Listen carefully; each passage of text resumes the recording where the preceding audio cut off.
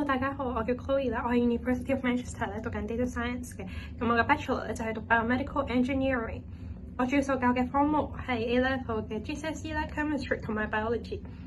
我有超過5年嘅教學經驗，對於 GCSE 同 A Level，我主要嘅教學方式就係同學生引導問題，而通過問問題嘅方式，令學生更加容易去明白同埋去思考題目。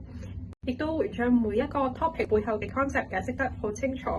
只要理解到每一個 topic 背後嘅 concept， 學習上嚟就會十分之容易。